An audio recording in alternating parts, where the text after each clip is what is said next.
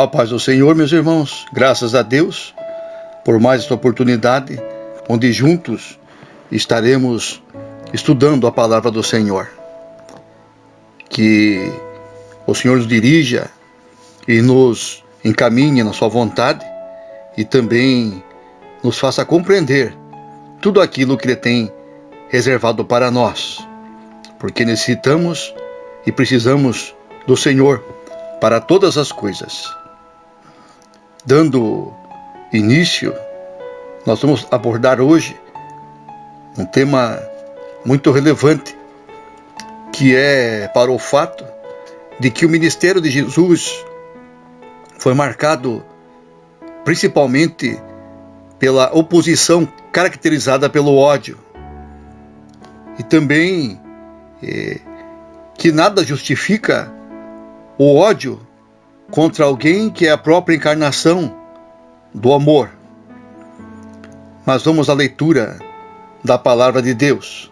Leitura essa que se encontra no Evangelho de João, capítulo 6, onde estaremos lendo dos versículos 41, 42 a seguir, que diz assim: Murmuravam, pois, dele os judeus, porque dissera: Eu sou o pão que desceu do céu.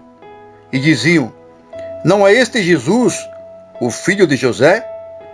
Acaso não lhe conhecemos o pai e a mãe? Como, pois, agora diz: Desci do céu? Respondeu-lhes Jesus: Não murmureis entre vós. Ninguém pode vir a mim se o Pai que me enviou não o trouxer. E eu o ressuscitarei no último dia.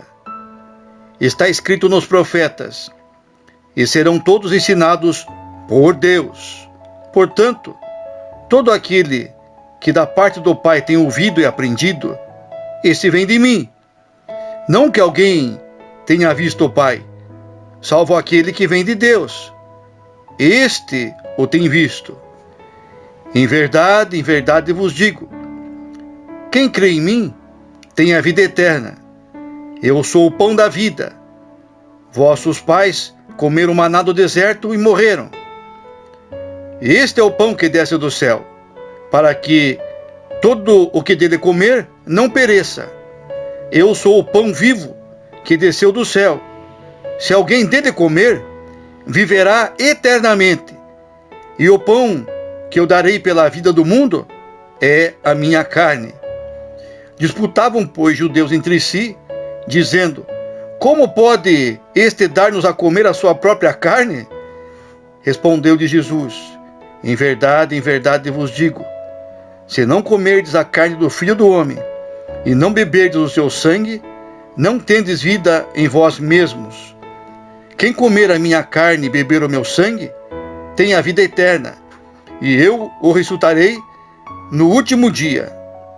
Pois a minha carne é verdadeira comida, e o meu sangue é verdadeira bebida. Quem comer a minha carne e beber o meu sangue, permanece em mim e eu nele. Assim como o Pai, que vive, me enviou, e igualmente eu vivo pelo Pai, também quem de mim se alimenta, por mim viverá. Este é o pão que desceu do céu, em nada semelhante àquele que os vossos pais comeram, e contudo morreram. Quem comer este pão, viverá eternamente. Estas coisas disse Jesus, quando ensinava na sinagoga de Cafarnaum. Muitos dos seus discípulos, tendo ouvido tais palavras, disseram: Duro é este discurso, quem o pode ouvir? Mas Jesus, sabendo por si mesmo que eles murmuravam a respeito de suas palavras, interpelou-os: Isto vos escandaliza? Quem será, pois, se virdes o Filho do Homem subir para o lugar onde primeiro estava? O Espírito é o que vivifica, a carne para nada aproveita. As palavras que eu vos tenho dito são espírito e são vida. Contudo, há descrente entre vós, pois Jesus sabia, desde o princípio, quais eram os que não criam e quem o havia de trair. E prosseguiu: por causa disto é que vos tenho dito, ninguém poderá vir a mim se pelo Pai não lhe for concedido. À vista disso, muitos dos seus discípulos o abandonaram e já não andavam com ele. Então perguntou Jesus aos 12: porventura, quereis também vós, outros, retirar-vos? Respondeu-lhe Simão Pedro: Senhor, para quem iremos? Tu tens as palavras da vida eterna, e nós temos crido e conhecido que tu és o Santo de Deus. Replicou-lhe Jesus: não vos escolhi eu em número de 12? Contudo, um de vós é diabo. Referia-se a ele, a Judas, filho de Simão Iscariotes, porque era quem estava para traí-lo, sendo um dos 12. Observamos, meus irmãos, até aqui, que Jesus estava se revelando aos homens, inclusive aos seus discípulos, e com o transcorrer desta revelação, a sua mensagem, a sua explicação, os discípulos e aqueles que ouviam as palavras acharam-nas duras demais e o abandonaram. Esse é o contexto, então, que dá sustentação para o estudo de hoje, mas é necessário ainda que nos aprofundemos naquilo que será a base principal do nosso estudo, que é no capítulo 7 do mesmo Evangelho de João, do versículo 1 até o versículo de número 9. Vamos continuar a leitura. Diz a palavra do Senhor: passadas estas coisas, Jesus andava pela Galileia, porque não desejava percorrer a Judeia, visto que os judeus procuravam matá-lo. Ora, a festa dos judeus, chamada Festa dos Tabernáculos, estava próxima. Dirigiam-se, pois, a ele seus irmãos, e lhe disseram: deixa este lugar e vai para a Judeia, para que também os teus discípulos vejam as obras que fazes, porque ninguém há que procure ser conhecido em público e contudo realize os seus feitos em oculto. Se faz estas coisas, manifesta-te ao mundo, pois nem mesmo seus irmãos criam nele.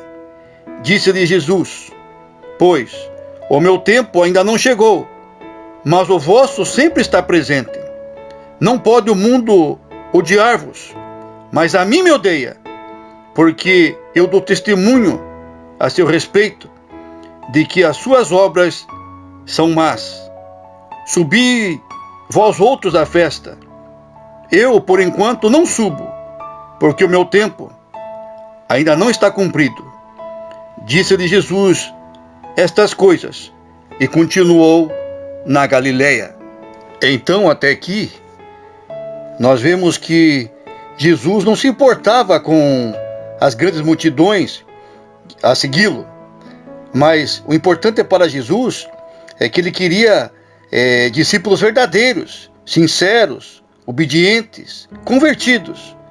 Jesus não estava em busca de fama, mas de corações arrependidos, de homens que tivessem fé e fossem sinceros, verdadeiros. E como é necessário, frisemos que o ministério de Jesus foi marcado principalmente pela oposição, caracterizada pelo ódio. Mas quando as pessoas sentem ódio de mim, de você, muitas vezes até eles têm pautada como forma de agir desta maneira, a maneira com que nós muitas vezes cometemos erros e pecamos diante de Deus e também diante das pessoas. Mas Jesus, ele era puro, santo, e nada justifica o ódio contra alguém que é a própria encarnação do amor, mas mesmo assim era odiado. E João chama os milagres de Jesus como sinais. E todo sinal comunica uma mensagem. Por quê? Acabamos de ler no capítulo 6, né? Que Jesus, ali, ele é capaz de realizar grandes milagres. Inclusive, ele usa até a simbologia ali dos pães, né? Ou do pão, afirmando quem ele é, apontando para a sua natureza, para a sua própria divindade. Mas, ao se observar isso, verificamos então que muitas pessoas estavam em busca ali de sinais. Mas o que são os sinais? Os milagres, né? As pessoas estavam em busca dos milagres. E o que acontece? Todo sinal, ele tem o propósito de comunicar uma mensagem. Por exemplo, ao se dirigir um veículo e se observar uma placa que indica um aclive acentuado à frente, é sinal de que se deve conduzir o veículo com prudência. E de acordo com o que se entende através da mensagem indicada através do sinal, ou seja, da placa, há uma subida adiante e que nós devemos conduzir o carro na velocidade compatível e também com a marcha adequada, para que se possa então percorrer o trajeto de forma segura, sem nos colocarmos em risco e também não colocarmos as pessoas em risco. Outro exemplo, quando uma placa na beira de uma praia indica que ali existem correntes perigosas ou pode ser constante a presença de tubarões naquela região, então, ao se ver a placa, é um sinal que se entende a mensagem, que é para termos cuidado, para não entrarmos na água, pois é perigoso. Perigoso por quê? Porque compreendemos que aquela placa indica ou mostra e nos faz compreender algo que é a mensagem. E esta mensagem qual é? Quando ela é compreendida, entendemos que não devemos adentrar ali naquela água, porque a correnteza é muito forte e pode nos arrastar. Ou então, até indicando a presença de tubarões e que podem nos atacar. E outro exemplo que podemos ainda citar é o caso quando olhamos para um local, aqui na nossa região é muito comum, né? Nós vemos o que? As queimadas, né? E nós observamos o que? Observamos aí quando olhamos lá para a cidade de Ilha Comprida, ou então até aqui na região mais longe da área urbana do nosso município, até aqui mesmo dentro da cidade, observamos o que? Fumaça. E quando nós olhamos a fumaça avistada por nós é um sinal. Que sinal? É uma mensagem, né? E qual é a mensagem que esse sinal está nos transmitindo? É que provavelmente, onde está acontecendo ali a fumaça, está ocorrendo o quê? Um fogo, um incêndio, não é isso? Então nós compreendemos a mensagem. Mas quando as pessoas viam Jesus realizando os milagres, que conforme verificamos que narra o Evangelho de João, nos dá a compreensão que os milagres realizados por Jesus não eram entendidos pelas pessoas, pois as pessoas queriam ver só os milagres, desfrutar dos milagres, mas não entendiam a mensagem que os sinais milagrosos indicavam, que era o fato de que Jesus estava se revelando através dos milagres. As pessoas poderiam muito bem compreender as mensagens e através do milagre realizado por Jesus, qual era a mensagem que ele queria transmitir, né? Jesus queria que as pessoas percebessem que diante delas estava o Deus encarnado, santo, cheio de amor e de misericórdia, digno de adoração, e que ali estava a solução para todos os dilemas da vida, inclusive a vida eterna diante deles, que deveria ser adorado e obedecido, pois ele era cheio de poder e também é o Salvador do mundo. Porém, infelizmente, meus irmãos, ainda em nossos dias, as pessoas continuam muitas vezes se aglomerando em multidões, até lotando as igrejas, mas estão correndo apenas atrás dos milagres que podem ocorrer, segundo os propósitos de Deus. Mas o propósito de Deus nós compreendemos qual é? É que Deus possa ser reconhecido através dos sinais, através da mensagem que apontam para Cristo. Compreenderam, meus irmãos? Mas o que acontece? As pessoas, meus irmãos, são capazes de ver os sinais, mas não enxergam o propósito de Deus ao realizá-los, que é mostrar quem é Deus, um Deus santo, eterno, poderoso, justo, fiel, bondoso, misericordioso, mas ao mesmo tempo, esse Deus requer adoração exclusiva e verdadeira. Deus requer de todos nós o quê? A santidade e a obediência. Deus ainda requer de nós o quê? Que nós o adoremos em sinceridade, com gratidão, em espírito e em verdade.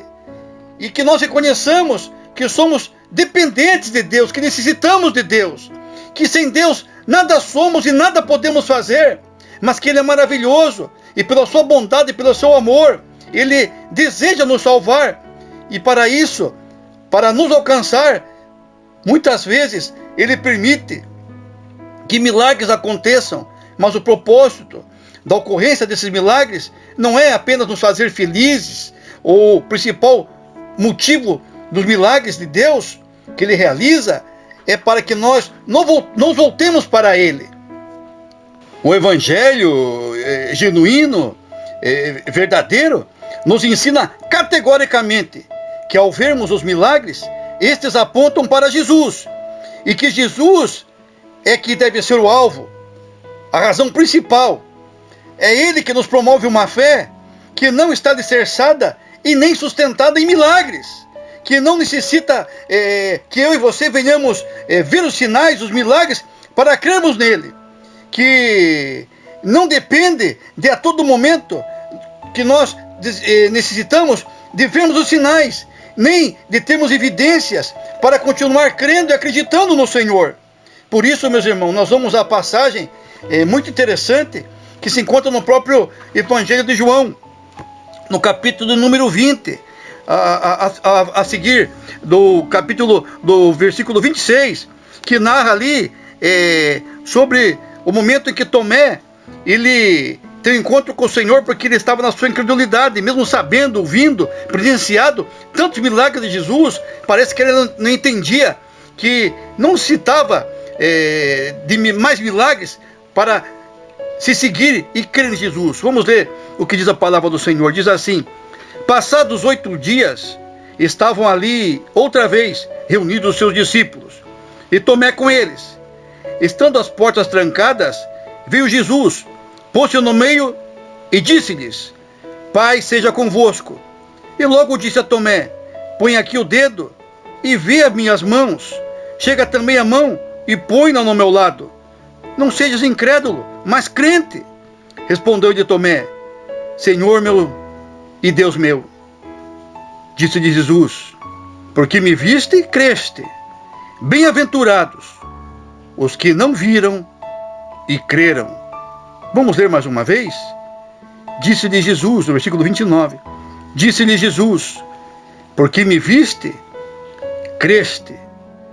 Bem-aventurados os que não viram e creram.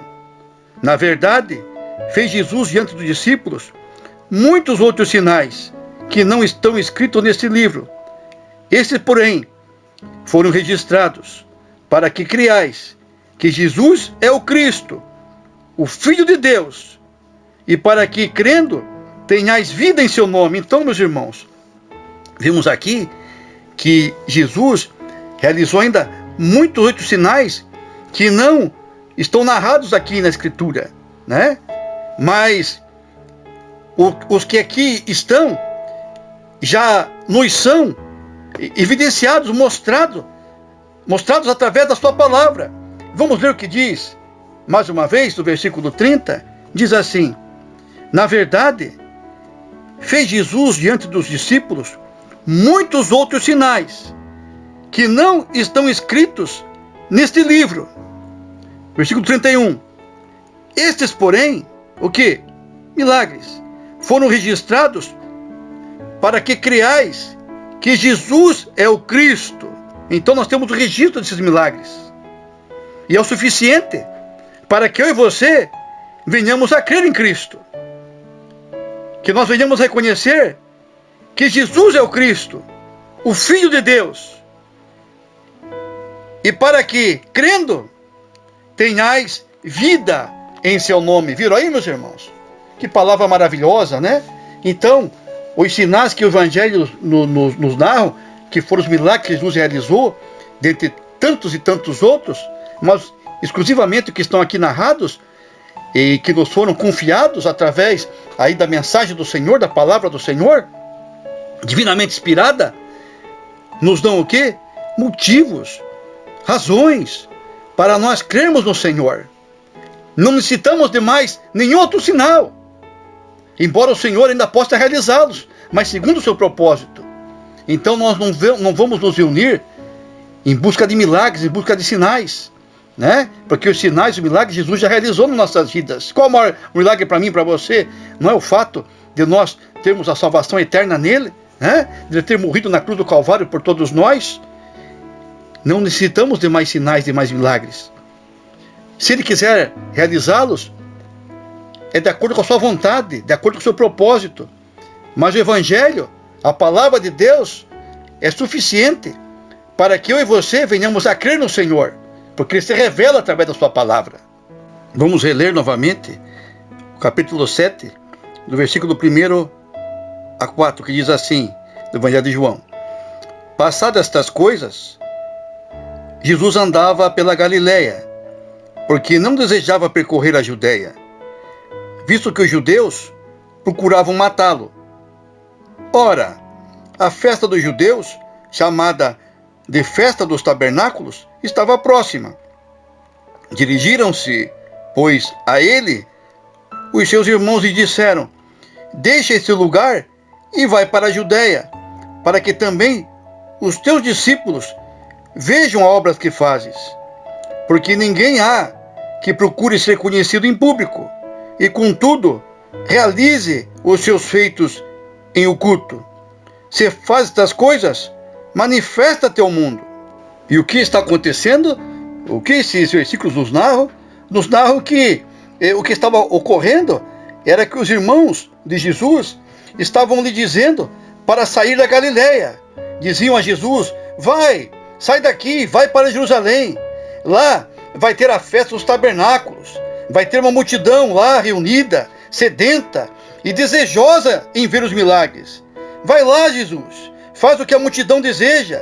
Realize muitos e grandes milagres. Lá você terá, assim, muitos discípulos. E no versículo 5, nos narra o quê? Nos narra que, pois nem mesmo os seus irmãos criam nele. Que coisa, né, meus irmãos? As pessoas ali reunidas e agora falando para Jesus, viu, aí os seus discípulos estão te deixando, só sobraram 12 e agora as pessoas estão se afastando, aqui as pessoas não gostam mais de você, não querem mais você, não é melhor você ir lá para Jerusalém? Lá vai ter uma festa que está aí para ocorrer esses dias, e lá já tem uma multidão, e essa multidão que está lá, quer ver milagre, quer ver sinais, estão lá prontas para ver os grandes feitos que você pode realizar, os milagres que você pode fazer. Então agora, as pessoas ali tentam direcionar a Jesus, tentam ali, de certa forma, pressioná-lo e até impulsioná-lo para que ele saia da Galileia e vá para a Judeia, né? Vá lá especificamente para Jerusalém, onde tem uma multidão reunida, e fala que nem os seus irmãos próprios criam nele como Salvador. Mas no versículo 6, Jesus tem uma resposta para eles. Narra o seguinte, disse-lhes, pois, Jesus, o meu tempo ainda não chegou. O meu tempo ainda não chegou. Jesus aqui estava dizendo, o meu tempo de ir a Jerusalém ainda não chegou. O meu tempo de chegar lá, ser crucificado e morrer por vocês, ainda não chegou. E Jesus prossegue né, declarando no versículo 6, o meu tempo ainda não chegou, mas ele prossegue, mas o vosso sempre está presente. Mas o vosso sempre está presente. O quê? O vosso tempo está sempre presente, ou seja, o tempo de se arrepender e de crer em Jesus e crer em Deus estava sempre presente diante dos homens. E isso, inclusive, aos seus irmãos, né? E ele dá razão também. Ele dá razão, porque ele não vai para lá e porque essas coisas estão transcorrendo desta forma. Porque essa era a vontade de Deus. No versículo 7, Jesus prossegue dizendo, não pode o mundo odiar-vos. Por quê? Jesus estava dizendo, o mundo não pode odiar vocês, porque vocês vivem com umas pessoas que são do mundo, né? Que pertencem ao mundo, que amam ao mundo e às suas más obras. Não é isso que Jesus está falando aqui? Vamos ler mais uma vez, versículo 7. Não pode o mundo odiar-vos, não pode odiar vocês, porque vocês vivem como as pessoas do mundo, amando as coisas que o mundo ama. Mas Jesus prossegue dizendo, mas a mim me odeiam, mas a mim me odeia. Não é isso que Jesus está declarando aqui? Mas a mim me odeiam. Por quê? Por que será? Jesus prossegue dizendo, respondendo, porque eu dou testemunho a seu respeito, de que as suas obras são o quê? Mas, observemos, né? Observemos o que Jesus está dizendo aqui. Jesus, ele é enfático, né? Ele fala de maneira bem precisa aquilo que os seus irmãos que o aconselhavam e tentavam ali orientá-lo e fazer com que ele fosse para a Judéia e saísse da Galileia com destino a Jerusalém. Jesus declara, não é meu tempo de ir lá e morrer por vocês ainda não é chegado, mas o vosso tempo está sempre presente, né? Tempo de vocês se arrependerem, de vocês mudarem. Mas Jesus prossegue dizendo que o mundo não pode odiar vocês, porque vocês vivem como as pessoas do mundo, que amam o mundo, que amam as coisas desta terra, que amam as coisas más, praticam as coisas más. Mas a mim, o mundo odeia Jesus. Por que então, observamos agora a resposta daquilo que nós iniciamos nesse estudo, que por que alguém pode ter ódio, o que justifica o ódio contra alguém que é a própria encarnação do amor, e por que Jesus, do seu ministério, foi marcado intensamente pela oposição? Por que será? Temos a resposta, né, meus irmãos? E qual é a resposta? Porque Jesus diz aqui, no versículo 7, né, ele diz, porque eu dou testemunho a seu respeito, de que as suas obras são o quê? Mas as suas obras são más. Não vimos no culto passado, meus irmãos, culto maravilhoso, né? Onde fala de que Jesus, ele nos tem a vida eterna, né? Culto maravilhoso, ali onde o diácono Camilo trouxe aquela palavra tão forte da parte de Deus para todos nós, né? Muitas vezes até as pessoas têm dificuldade em compreender, mas é a vontade de Deus que é boa, agradável e perfeita para todos nós, meus irmãos, compreenderam? E o que acontece? Nós temos que entender isso, temos que aceitar isso, porque é a vontade de Deus para todos nós, né? Não vimos ali que Deus, através da sua palavra, né, da sua vontade, ele denuncia as coisas que não agradam a Deus. Os feiticeiros, os adivinhos estavam ali, e o que aconteceu? Deus denunciou e mostrou que a sua vontade era oposta à vontade dessas pessoas, aquilo que as pessoas praticavam, né? O que Jesus faz, meus irmãos? Jesus, ele sempre prega contra o pecado. Jesus, ele denuncia o pecado. Por isso que as pessoas não gostam de Jesus, porque o mundo odeia Jesus. As pessoas amam os milagres, as coisas que Jesus pode proporcionar de acordo com seus interesses, mas se limitam a entender, a compreender a vontade de Deus até este ponto. A partir do seguinte, que é a mensagem total, a mensagem plena, né? Que nos mostra e revela quem é Jesus. Quando Jesus é revelado e é mostrado, as pessoas não aceitam Jesus. Infelizmente não querem Jesus. Por quê? Querem o milagre, querem aquilo que anseiam, aquilo que esperam. Mas aquilo que Jesus proclama, que é a sua revelação, as pessoas não querem, não desejam. Os evangelhos pregam, João Batista pregou, Jesus pregou, os discípulos pregaram a mesma mensagem. Qual é a mensagem do Senhor? Qual a mensagem de Deus? Qual a mensagem para nós? Arrependam-se, arrependei-vos, não é isso? Porque é chegado o reino dos céus. Quando nós temos um encontro com Deus, quando Deus começa a se revelar para mim e para você, nós percebemos o quê? Que nós somos pecadores. E quem são os pecadores que somos nós? São pessoas que muitas vezes vivem pecado, praticam o quê? Aquilo que não agrada a Deus, aquilo que Deus não gosta, que é o pecado, aquilo que nos afasta de Deus, que é o pecado. Jesus pregou contra o pecado. Os discípulos foram ensinados por Jesus a pregarem contra o pecado. A palavra de Deus prega contra o pecado. E nós, a igreja, em nossos dias, quer pregar um evangelho diferente. Quer pregar só sobre milagres, sobre a prosperidade. Os milagres podem ocorrer, sim. A prosperidade pode chegar na vida de alguém, sim, mas de acordo com o propósito de Deus. Não como uma barganha, não como um negócio, não como algo escuso, sujo, como uma obra que o Senhor denuncia através da sua palavra, práticas malignas. Isso não agrada a Deus, meus irmãos. Compreenderam? E o que acontece? Então a palavra de Deus, ela prega contra o pecado, contra as más obras, aquilo que não agrada a Deus, aquilo que nos afasta de Deus. O propósito do evangelho, da pregação de Jesus, não era afastar as pessoas de Deus, mas aproximá-las. Mas as pessoas estavam agarradas ao quê? Aos seus interesses, aos seus propósitos, aos sinais, aos milagres, aquilo que eles ansiavam, aquilo que desejam. As pessoas querem os milagres de Jesus, as pessoas querem os grandes feitos de Jesus, mas as pessoas não querem saber quem é Jesus, santo, eterno e poderoso, que nos mostra que nós somos pecadores, homens necessitados, pessoas que carecem de Deus, que necessitam de Deus para que possam alcançar o reino dos céus. Jesus nos mostra, através da sua palavra, através da sua vontade, que este mundo aqui é passageiro, nossa vida é transitória. Tudo aquilo que adquirimos, tudo aquilo que nós temos, o que será? Vai ficar aqui, meus irmãos. É o que diz a palavra do Senhor.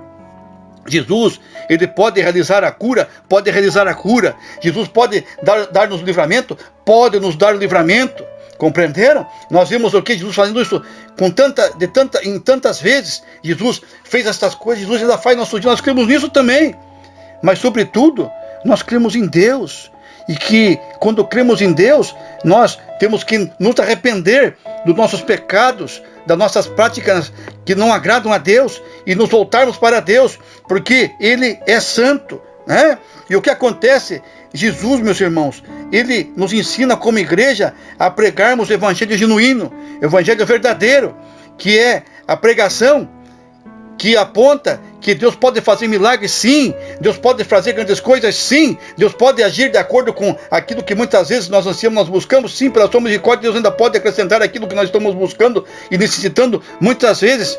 Mas o principal é que através destas coisas nós venhamos a reconhecer quem é Jesus, e que essas coisas são coisas secundárias. Jesus é o principal. Jesus tem que ser a base das nossas vidas. A palavra do Senhor tem que ser aquilo que nos sustenta, aquilo que nos guarda, aquilo que nos direciona, aquilo que nos conduz, porque Jesus disse que Ele é o caminho, a verdade e a vida. A igreja continua tendo a responsabilidade de pregar aquilo que a Bíblia ensina, que é a mensagem do Evangelho, que é a mesma, que não mudou, que nos orienta, que as pessoas devem se arrepender dos seus pecados, que devem se voltar para Deus, e que devem obedecer e honrar a esse Deus, e praticar as coisas que agradam a esse Deus, não as más obras, mas as boas obras, e sabendo também que, embora pratiquemos as boas obras, elas não têm o poder de nos salvar. Só Jesus tem esse poder, só Ele é o único mediador entre nós e Deus. Por isso, necessitamos de Deus, necessitamos do Senhor. Aqui os irmãos de Jesus estavam falando para ele, vai lá para a Judeia e deixa a Galileia. Jesus disse o quê? Não é meu tempo, mas é o tempo de vocês aceitarem, de vocês se voltarem para Deus, se arrependerem das suas más obras e praticarem aquilo que agrada a Deus. No Evangelho de Lucas, capítulo 4, ali no versículo número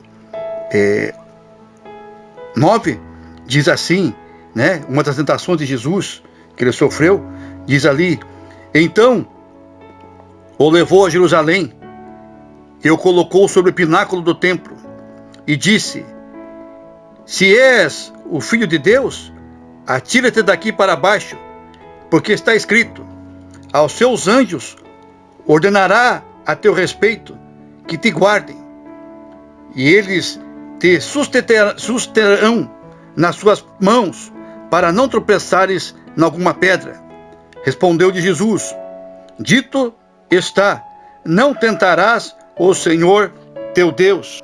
Observamos então que Jesus, ele nos ensina através dessas passagens que nós temos um Deus que nos guia e que conhece o tempo, o modo e a maneira que diz sua palavra.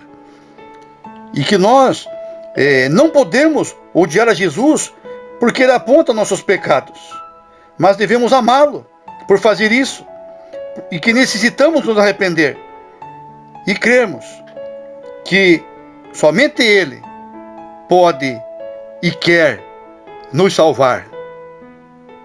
E hoje, como eu e você nos encontramos diante de Jesus,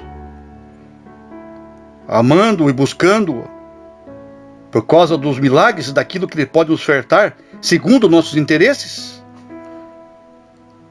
Ou nós estamos próximos a Jesus, adorando em espírito e verdade, em sinceridade? Aprendemos hoje, meus irmãos, que quando Jesus falou a verdade, muitos dos seus discípulos disseram o quê? A tua palavra é dura, quem pode suportá-la?